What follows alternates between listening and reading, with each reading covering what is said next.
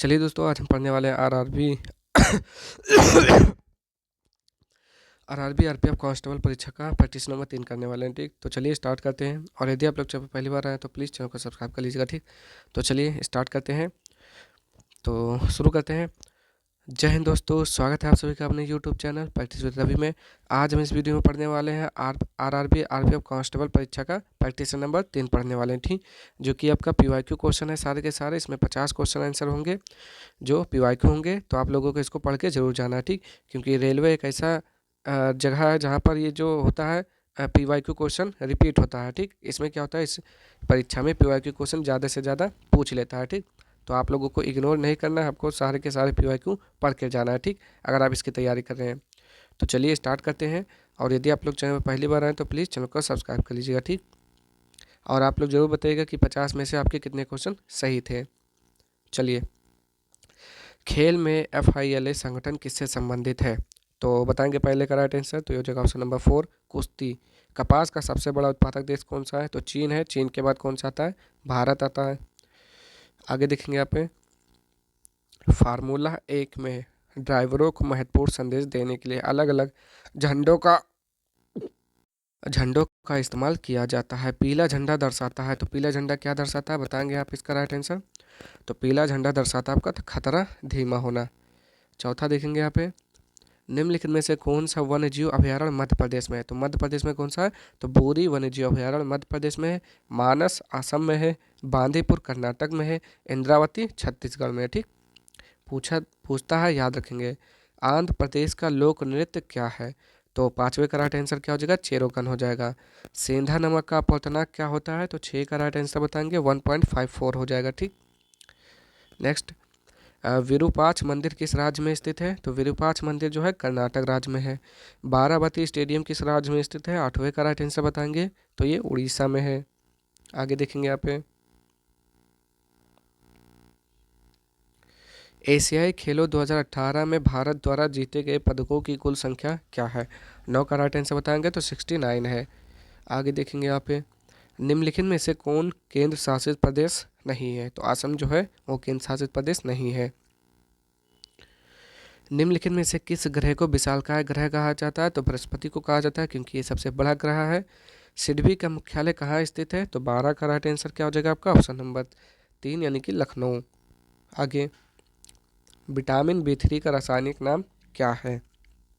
13 का right answer क्या हो जाएगा? नियासिन हो जाएगा। ठीक, आगे देखेंगे, कुवैत की मुद्रा का नाम क्या है? तो कुवैती दिनार हो जाता है। ऋग्वेद क्या है? तो वैदिक संस्कृत मंत्रों का संग्रह है। 15 का राइट आंसर बताइए, तो बिल्कुल सही है।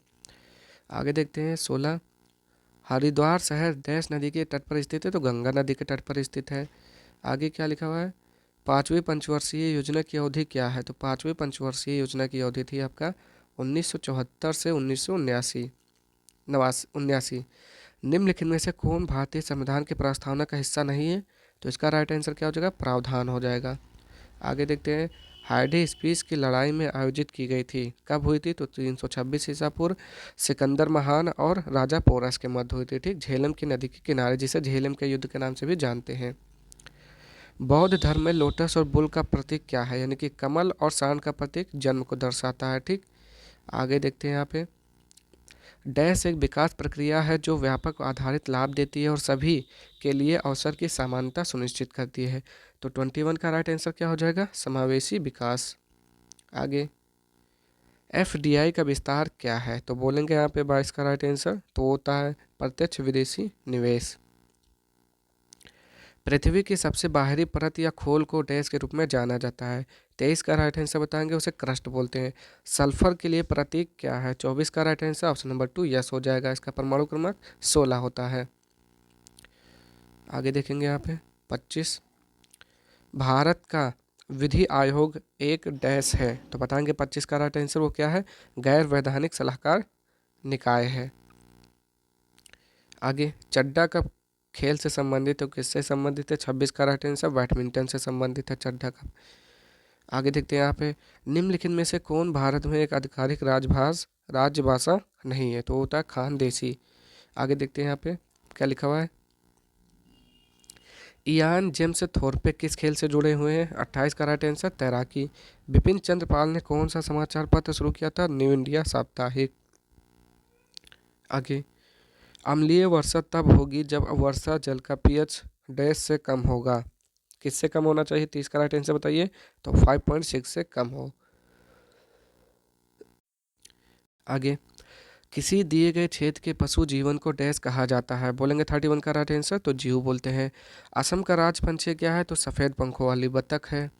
आगे देखते हैं यहाँ पे, अफगानिस्तान की राजधानी काबुल हो जाएगी। अफगानिस्तान की राजधानी काबुल हो जाएगी। डैश वाला व्यक्ति पास की वस्तुओं को स्पष्ट रूप से देख सकता है लेकिन दूर की वस्तुओं को अलग अलग नहीं देख सकता, उसे मायोपिया यानी कि निकट दृष्टि दोष है। ठीक, निकट दृष्टि दोष को ही मायोपिया बोलते हैं। आगे, संसद सदस्य कामाख्या प्रसाद तासा किस राज्य से संबंधित है? 35 का राइट आंसर बताइए। तो असम से संबंधित है। ब्रह्म समाज के संस्थापक कौन थे? तो राजा राम मोहन राय ने सन 1828 में ब्रह्म समाज की स्थापना की थी। इन्हें आधुनिक भारत के पुनर्जागरण का पिता बोलते हैं, राजा राम मोहन राय को। संविधान सभा के वित्त और कर्मचारी समिति के अध्यक्ष कौन थे? तो राजेंद्र प्रसाद थे, डॉक्टर राजेंद्र प्रसाद। कार की एसआई इकाई क्या होती है? तो कार की एसआई जूल होता है। बिल्ली में गुणसूत्रों की संख्या 19 जोड़े होते हैं। आगे देखेंगे यहाँ पे 40, राज्यसभा का अध्यक्ष और उपाध्यक्ष भारतीय संविधान अनुसूची के अंतर्गत आता है। तो 40 का राइट आंसर क्या हो जाएगा? दूसरी अनुसूची, बिल्कुल सही है।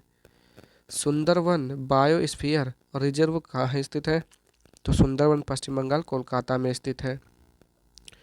ऊतकों के अध्ययन को क्या कहा जाता है? तो ऊतक विज्ञान बोलते हैं। ठीक, क्या बोलते हैं? ऊतक विज्ञान बोलते हैं। भारत के पहले सिख राष्ट्रपति तो ज्ञानी जैल सिंह थे, ज्ञानी जैल सिंह।